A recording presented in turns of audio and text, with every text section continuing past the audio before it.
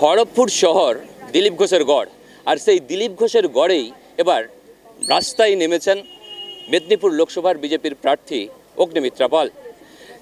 ঘুরে ঘুরে প্রচার করছেন, বিভিন্ন জায়গাতে করছেন দেওয়াল লেখন। এর মধ্যে কতটা সাড়া পাচ্ছেন, কি বিষয়ে, এ বিষয়ে কথা বলবো আমরা দিদির সাথে। কেমন দেখছেন খড়গপুর শহরকে?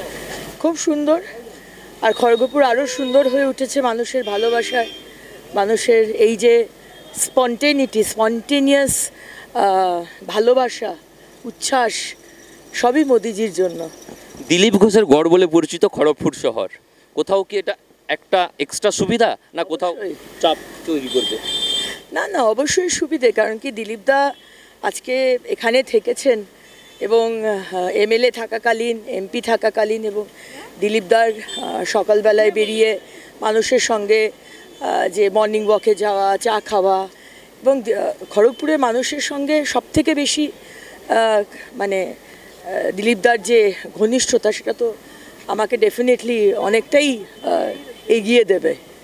দিলীপদার যে সমস্ত কাজ, গত 5 বছরের সাংসদ হিসাবে এবং 2 বছর 3 বছর বিধায়ক হিসাবে থাকা, মানে সেই কাজগুলো কি মানে প্রচারের আওতায় আসছে?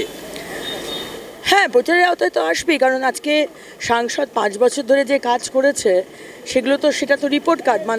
বিরোধীরা তো অনেক কথাই বলছেন, বিরোধী নেত্রীও অনেক কথা বলেছেন যে দিলীপদা কোনো কাজ নাকি করেননি। তা আমি সেটাই বলেছি যে বিরোধীদের আগে মানে পড়াশুনো করে কথা বলা উচিত, বা হয়তো তারা জেনে শুনেও মানুষকে বিভ্রান্ত করার চেষ্টা করছে, যেরকম সর্বদাই তারা করে থাকে। দিলীপদা কি কাজ করেছেন 5 বছরে, দিলীপদা তার রিপোর্ট কার্ড দিয়ে দিয়েছেন, এবং দিলীপদা অসাধারণ কাজ করেছেন। সুতরাং খড়গপুর সবসময় আমাদের সবথেকে বেশি লিড দিয়েছে, এবং এবারেও খড়গপুর আমাদের পাশে দাঁড়াবে এবং সবথেকে বেশি লিড দেবে। দিলীপদা এখানে বিধায়ক বা সাংসদ হওয়ার আগে একটা বারবার অভিযোগ করতো যে মাফিয়া রাজ খড়গপুর শহরে, সেটা তিনি কন্ট্রোল করতে পেরেছিলেন। এবার সেক্ষেত্রে মানে এই যে মাফিয়া রাজ একটা ইস্যু হয়ে থাকে খড়গপুর শহরে মানুষের কাছে, সেটা কি আপনার কাছে কতটা কীভাবে কাজ করবেন আগামী দিনে, সেটাকে সামনে রেখে বা সেটাকে বন্ধ করার জন্য? দেখুন, আসানসোলের মেয়ে আমি, আসানসোল থেকে এসেছি।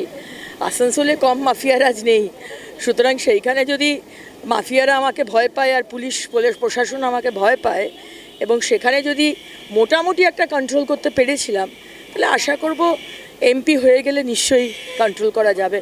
এবং দেখুন, আমাদের হচ্ছে আমরা দুর্নীতিমুক্ত সরকার চাই। প্রশাসন, পুলিশ, পুরো সিস্টেমটা দুর্নীতিমুক্ত করতে চাই এবং ল অ্যান্ড অর্ডার মেনটেন করতে চাই। তার জন্য যা যা করা দরকার সেটা করা হবে। আর একটা একটু অন্য প্রশ্ন করি, দিলীপদার মানে অনুগামী যারা হিসাবে পরিচিত ছিল, কোথাও তারা একটা বসে গেছে বলে একটা অভিযোগ করছেন, বা একটা দুভাগে বিভক্ত হয়ে গেছে এরকম একটা অভিযোগ করছে বিরোধীরা। কিছু কিছু ক্ষেত্রে সেটা চোখেও পড়ছে।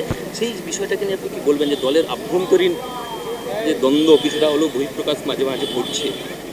আমি কিন্তু কোথাও দেখিনি যে দিলীপদার অনুগামীরা বসে পড়েছে। ইনফ্যাক্ট আমার মনে হয়েছে যে দিলীপদার যারা অনুগামী বলে পরিচিত, মানে আমার কাউকেই মনে হয়নি যে দিলীপদার অনুগামী বা অন্য কোনো দাদার অনুগামী। আমার শুধু একটাই, আমার কার্যকর্তা ভাইদের বোনেদের দেখে মনে হয়েছে যে তারা হচ্ছে বিজেপির অনুগামী।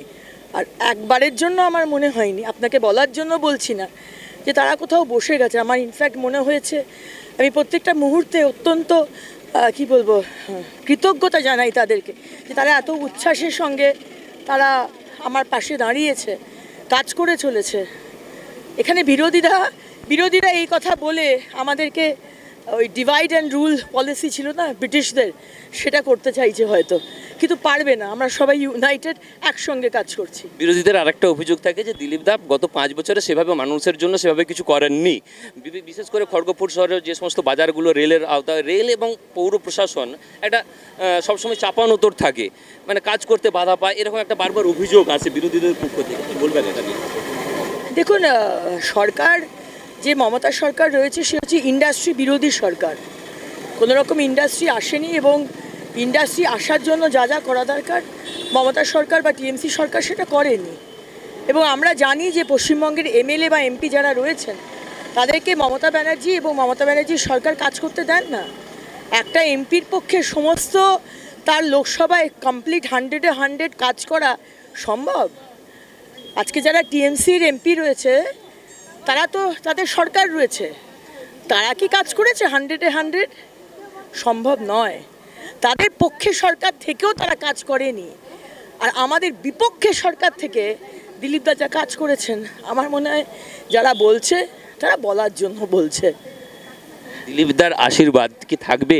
এবারে তো দিলীপদা এবারের ভোটার তালে মানে ভোটার লিস্টের নামও তিনি এখানে ট্রান্সফার করেছিলেন খড়গপুর শহরে, খড়গপুরে উনি এখন ভোটার খড়গপুরের, তার আশীর্বাদ কি এবারে থাকবে? দেখুন, দিলীপদার আশীর্বাদ নিয়ে এখানে লড়তে এসেছি। সঙ্গে আশীর্বাদ রয়েছে মাননীয় প্রধানমন্ত্রী নরেন্দ্র মোদীজি, অমিত শাহজি আর জেপি নাড্ডাজি।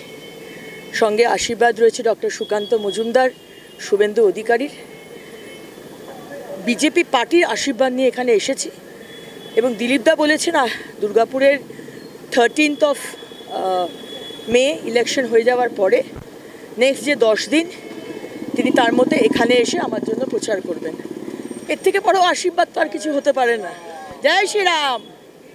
কতটা আশাবাদী এবারের নির্বাচনের ফলাফলে, কতটা লিড করতে পারবেন বলে মনে করেন? 200% আশাবাদী। Thank you. এই আশা দিয়েছে আমাকে মেদিনীপুরের মানুষ, তাই জন্য আশাবাদী। আগামী নির্বাচনের পরে ফলাফল কোন দিকে যায় তা তো বলবে ভবিষ্যৎ, তবে অগ্নিমিত্রা পালের কণ্ঠে সে দৃঢ় প্রত্যয় রয়েছে তিনি জিতবেন। তবে ফলাফলের দিকে নজর থাকবে আমাদেরও। ক্যামেরায় সুজয় নায়কের সাথে দেবব্রত সরকার, TV9 বাংলা, পশ্চিম মেদিনীপুর।